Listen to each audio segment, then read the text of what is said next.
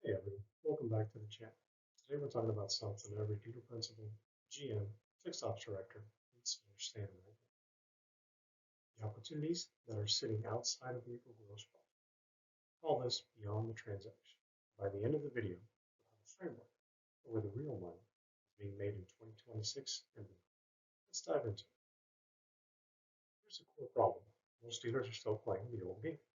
Everyone's fighting over front-end gross and used vehicles where the margins have been crushed since the pandemic and since the market has normalized.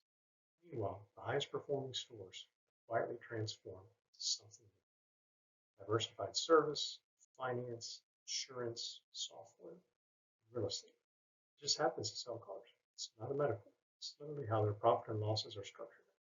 So the question isn't how do I sell more cars? It's what other businesses am I already sitting on top of? Let's start with fixed ops because it's the most reliable profit engine in the store. Most dealers are running at about 60% of its potential. Mobile service units are exploding right now. Ford, GM, and Toyota all have OEM backed. A single van that can do 5 to 8 ROs a day at around $250 a ticket can generate 300, 560,000 with labor margins in the high 60s to low 70s. Then there's ADAS calibration. Every modern vehicle with a forward-facing camera needs recalibration. After glass work, after alignments, or after collision repair. It's 250 to 600 per event. Most body shops don't have the equipment, so we'll have to send it to you. You add some fleet maintenance contracts, subscription maintenance plans, pickup and delivery. You have a fixed ops department that looks completely different than the one it was 5 years ago. Here's one that almost nobody thinks about. What about your real estate? Dealerships sit on some of the best commercial land in the markets. Most of it just sits there. Think about cell tower leases. Those alone can run $1,500 to $3,500 a month. They're on a 25 to 30-year term. That's $500,000 over the life of one lease. EV charging stations bring in revenue, share plus foot traffic. Solar installations, zero cost through a power purchase agreement. Don't sleep on the boring stuff. Truck parking, overnight, vehicle storage, billboard leases. If you have excess land that just sits behind the service drive, there's passive income waiting to happen. Fleet and commercial business is next. Again, another consistent but most underutilized profit center in the average store. It's not because the opportunity isn't there. It's because most of the dealers don't have a dedicated commercial sales process. You've got local government fleets, school districts, utility companies, they all run competitive bids. And a dealer who's registered and certified can win those contracts, which are worth hundreds of units. And then there's commercial upfitting, shelvings, racks, ladder mounts for HVAC, electrical, delivery vehicles. That's $3,000 to $8,000 of margin per unit that most dealers leave to the outside shops. Don't forget last mile delivery fleets. Amazon, FedEx can't afford downtime, which makes them incredibly loyal service customers. This is the big one. Insurance related revenue is probably the single most underappreciated profit category in the entire dealership. A dealer owned insurance agency can generate 80 to 200,000 just on commissions from your existing customer base.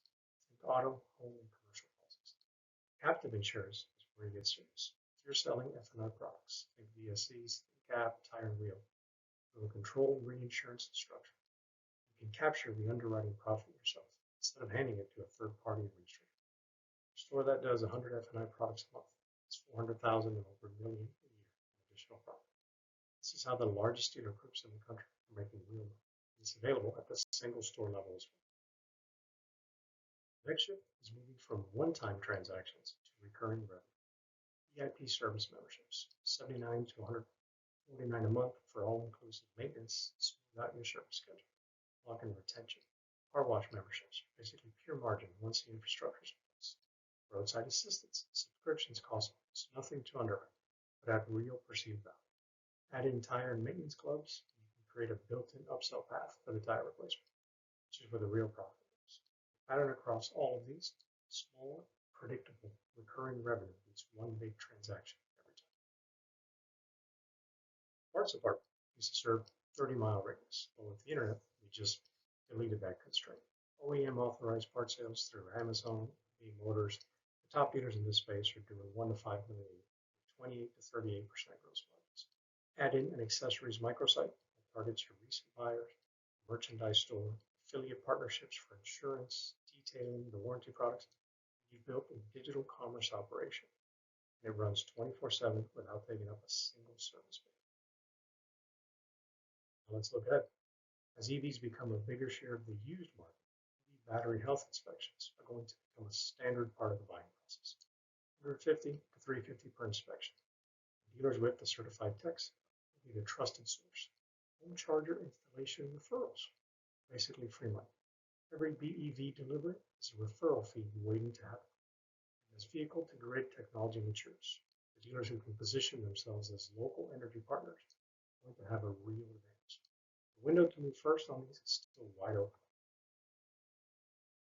So if you're a dealer principal trying to figure out where to start, here's my honest ranking. Fleet maintenance contracts and the dealer-owned insurance agents are the lowest effort but highest impact moves you can make this quarter. Mobile service and ADAS calibration require some investment, but the payback is fast. And captive reinsurance, while it takes more to set up, is the single highest profit ceiling of anything on this list. I go deep on all of this, with revenue benchmarks, implementation steps, and a full prioritization framework in my playbook beyond the transaction. Link is in the description. If this was helpful, like the video, subscribe for more dealership strategy content, and I'll see you in the next one.